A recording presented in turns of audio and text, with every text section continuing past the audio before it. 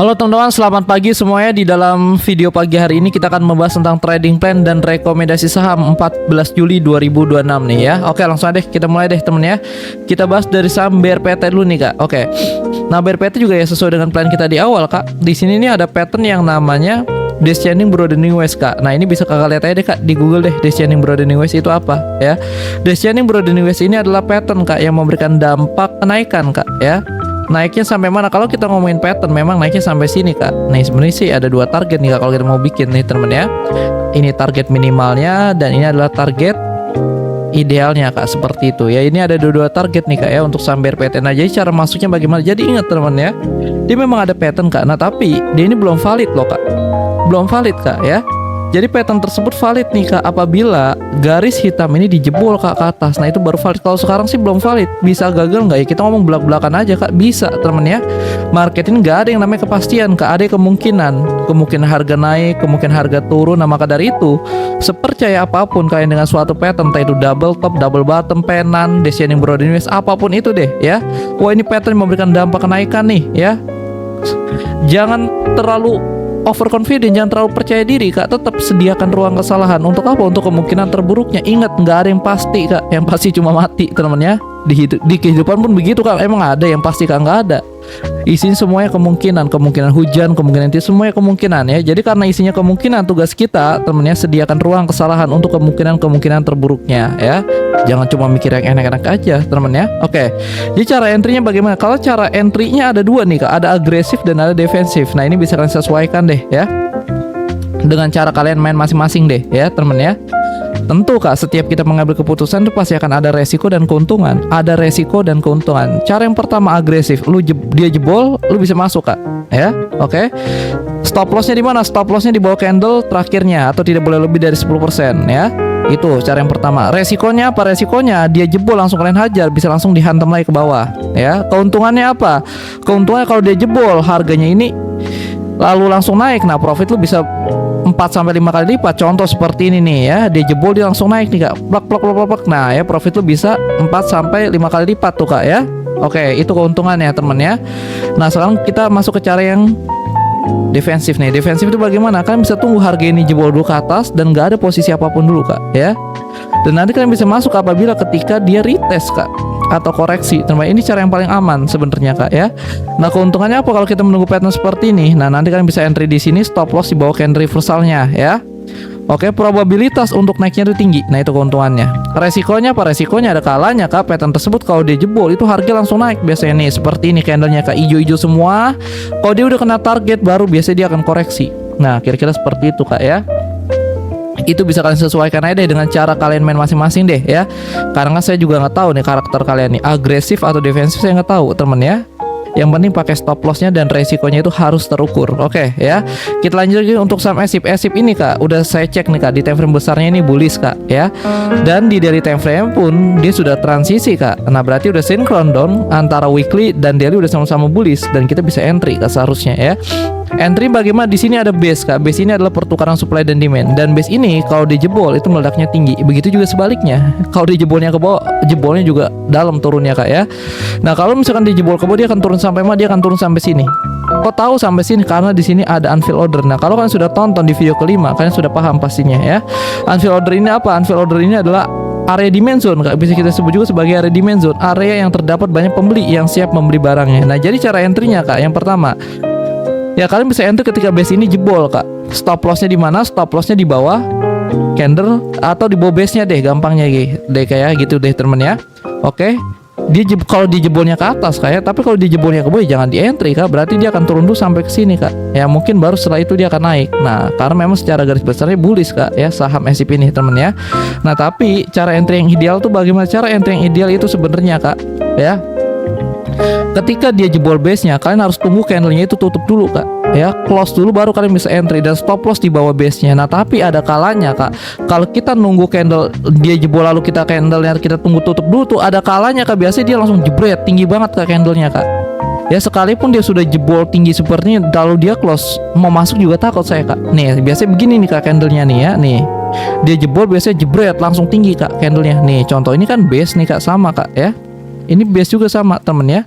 jebret langsung ke atas. Nah takutnya begitu. Jadi kalau kalian nggak mau ketinggalan momentum ya, satu-satunya cara spekulatif, dia jebol dikit langsung kalian hajar. Yang penting resikonya itu masih bisa terukur, is okay, masih bisa diterima temen ya. Oke, nah itu ya.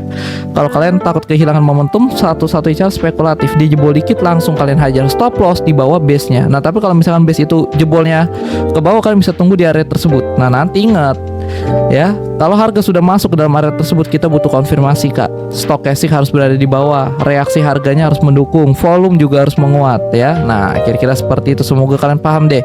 Jadi kalau kalian sudah terlanjur masuk di tengah-tengah base, pakai stop lossnya, takutnya di jebolnya ke bawah kak. Oh itu lumayan juga kak ya, bisa 10%an tuh kak ya. Oke, nah kita lanjut lagi nih.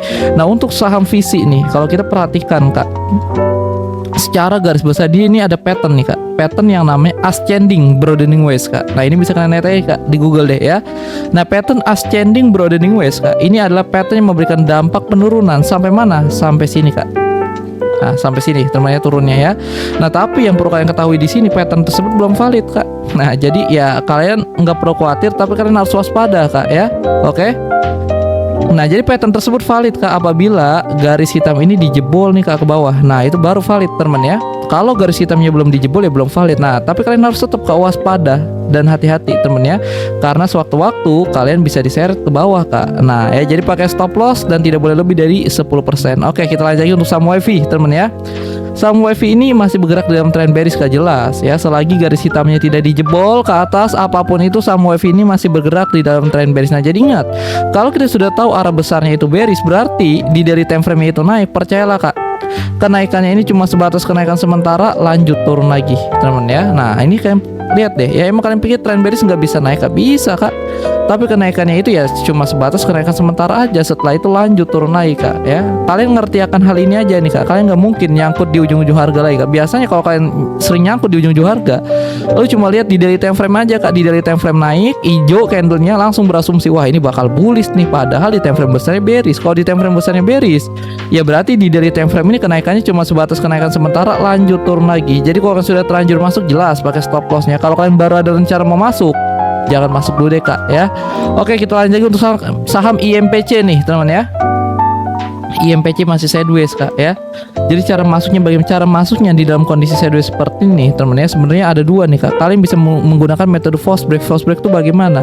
Tunggu harga ini jebol area supportnya. Nih area supportnya ini mana? Ini nih kak, garis biru ya.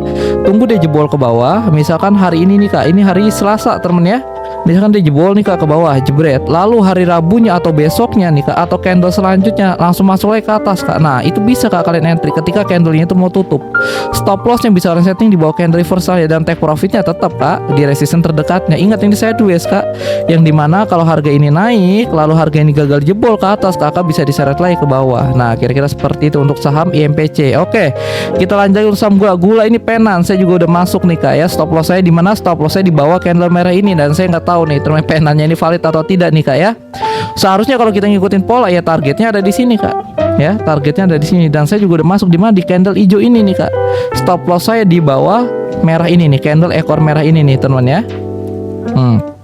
Ya di bawah candle ekor merah ini nih ya. Kira-kira seperti itu kak ya. Jadi ingat mentalitasnya harus tega kak. Kalau trader ya memang begitu kak ya. Cut loss, stop loss itu mah hal yang biasa. Terus yang penting resikonya itu masih bisa terukur kak. Nih coba nih saya entry di sini kak. Kalau loss cuma hilang 8%-an, 7%-an ya, 7-8%-an deh kita genapkan deh teman ya. Nah tapi kalau Penan ini berhasil, saya dapat 25%-an. Nah itu masih bisa terukur kak, iso oke, nggak jadi masalah teman ya. Jadi ingat, mentalitasnya harus tega. Kalau salah ya salah ya. Nanti kalau udah kena stop loss mikirnya, wah ini kayaknya penanya bakal balik. Enggak temennya, salah ya salah, di cut teman. Ada momentum masuk lagi. Kalau trader mah biasa kak, kena stop loss, kena cut loss temennya. Yang penting ya salah ya salah, di cut. Ada momentum masuk lagi. Udah salah ditantang, nggak cocok kalian jadi trader kak ya. Mendingan kalian jadi investor aja deh.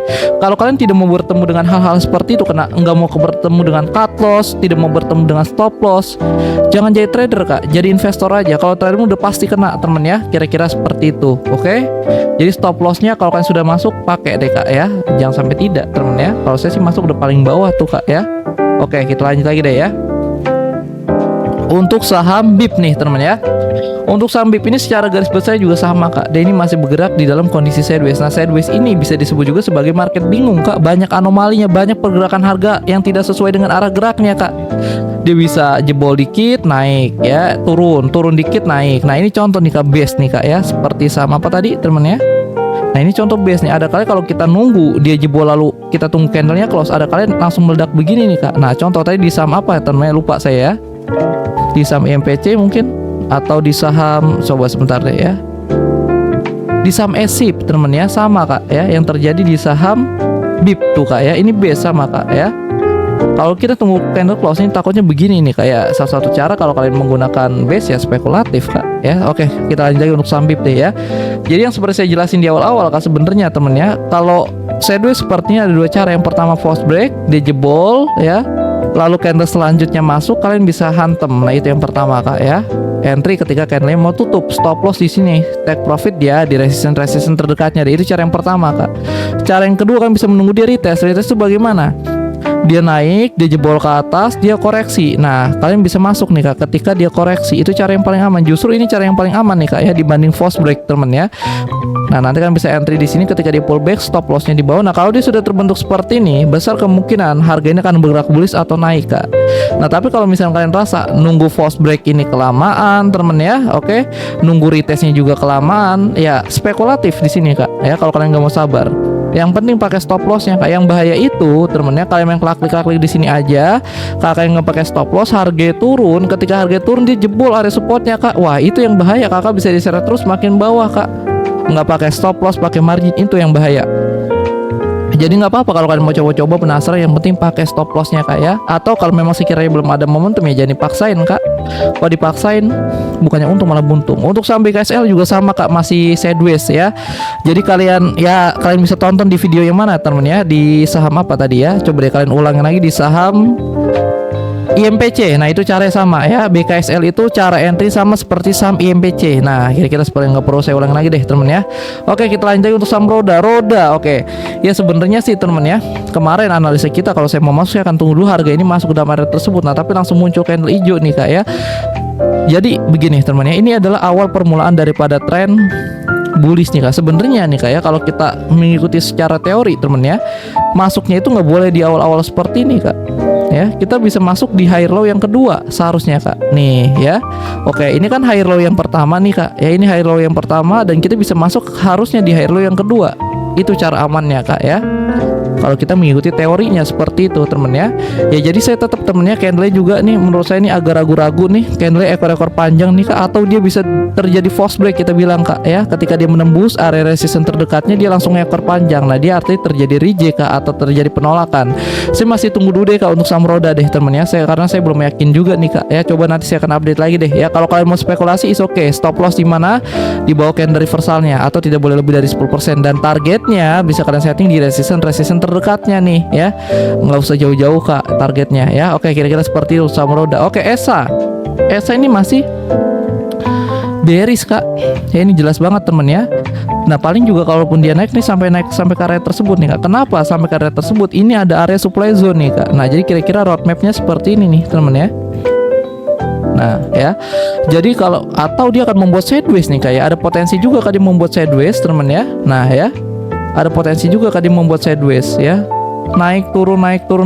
Nah jadi kalau kalian sudah terlanjur masuk, pakai stop lossnya kak. Ini sideways kak, bisa jadi loh temennya nanti ketika bursa buka turun, yang kita takutkan dijebol area supportnya, kakak bisa diseret terus makin bawah kak ya.